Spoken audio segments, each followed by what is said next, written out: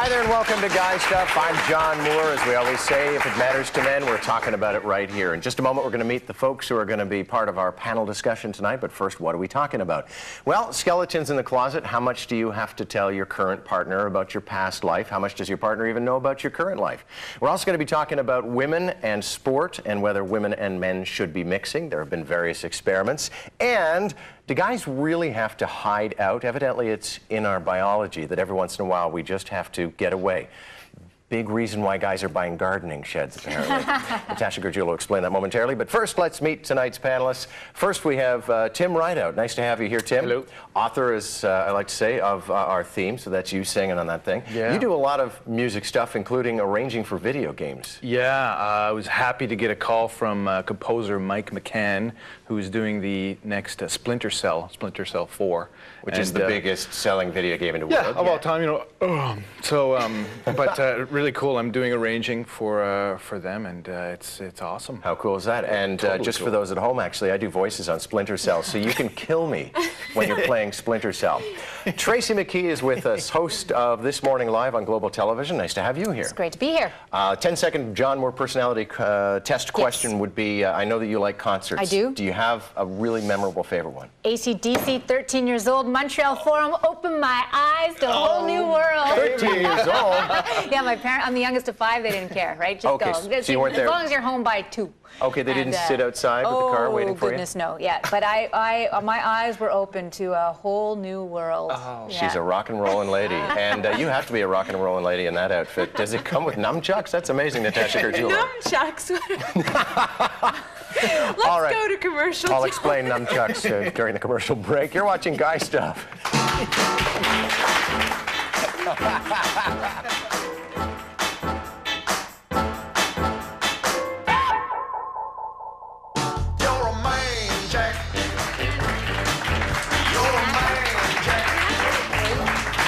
Welcome back to Guy Stuff. It's hardly a new phenomenon in sport. It's been going on for some time. The idea that maybe men and women can do it together on the playing field, which already sounds like something most of us would want on pay-per-view. Yeah. But, I mean, let's start with some of the fields where a woman actually would have a chance of making it into the top cuts, and that would be, say, golf.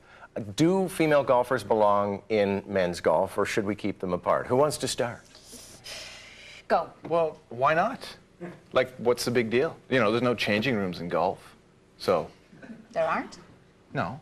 No, it's just the clubhouse where they actually have to allow women to go once in a while in order to hold a tournament. But like, if it's a sport where you're not required to, you know, like golf and football are two very different things. Maybe the women might not want to be on the same field as the 400-pound refrigerator guys. But in, you know, golf, I know some women tennis, would love that. But yeah, I don't know. I don't see any reason why. But men still are I mean, we can't dispute it, physically stronger than women. No matter how hard women train, men are genetically built. So they're driving the ball a lot further than any woman ever could. Well, I mean, I pretty much suck at sports.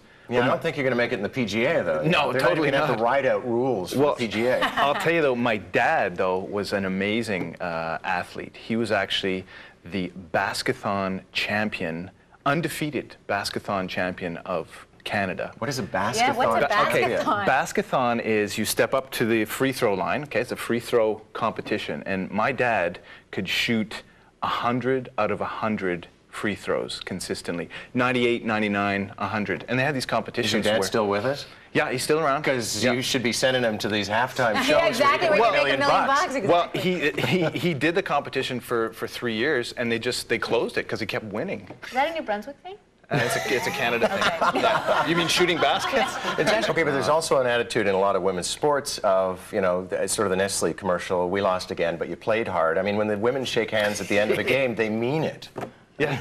Instead of the guys like, screw off. I don't know, something that fundamentally bothers me, though, and I can't quite put my finger on it, though, when I hear men say, if it's women playing, I don't care, you know? There's something about that attitude that bothers me, and because I still think, you know, you were mentioning a number of athletes. There are still so many fabulous. Martina Navratilova, you know, playing tennis. You know, she's hot. No. It all comes down to that. But Hey, it is called Guy Stuff. yeah, you're right. Okay, all right. I think she's hot too. No, I think there's something about that bothers me, but at the same time, I still think that we should keep the teams separate, because a lot of people make the argument, yes, like a Michelle, when you've reached the top, though, where is the next step for you to go? Well, the same can be said for Tiger Woods. He's at the top, right? He's just going to keep playing until he's retiring. So you just keep playing with the players of your caliber. All right, we're back on this.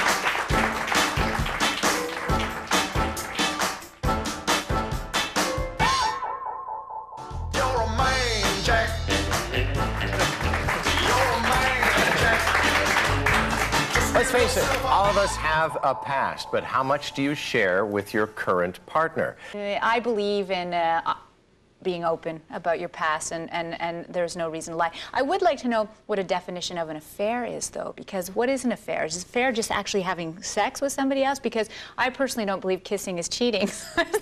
All right, then. All right. Tim's already trying to judge his chances. Tim, full disclosure? I would say so, yeah. I mean, if you're being honest with yourself and being honest with your partner, then, if you don't have anything to be ashamed of, or I'm all for, sort of being who you are, putting it out all on the table. And but do you sit down when the relationship's getting serious and say, here's what's happened, or does it just all come out in drips and drabs? I think it all just comes out over time. You've been together for a long time. You meet their friends. You hear the stories. Rob's friends, my husband, loved to tell me stories about what he was like, and I have no problem with it. It was a past, and I like to know he had a colorful past. It actually makes him sexier. You really have to weigh it, right? Because you go away with the girls, maybe you're on the dance floor and you're dancing and you share a little kiss with somebody, you get home. He doesn't need to know that, because it would just hurt him. And it meant nothing, and life goes on, and your relationship's better for a few weeks after that. And you don't think kissing is cheating? Well, my husband started that actually. And now I just think he's right. Okay, you've signed on for it, Natasha. Well, 61% of our audience believe that your past should stay in the past. And some experts have said sometimes you don't really need to be truthful with your spouse or your partner, because they can use it against you when you're arguing. Yeah. I think that if you're going to do something wrong, you make sure nobody knows about it. Yeah. This is a much saucier Tracy McKee than I've encountered. Tracy McKee after this. Any day. In that outfit, no problem. Tim Rideout, thank you very much. Tracy McKee in a very saucy mood. It's lovely to have you here. There's going to be some kissing going on. Natasha Grisciulo, we'll see you later. Yes, absolutely. Okay, apparently more of her to see later.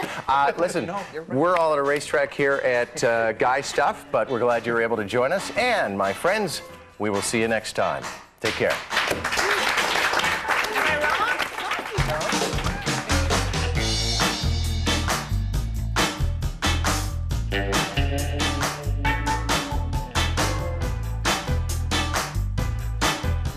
You can't stop thinking about her tonight.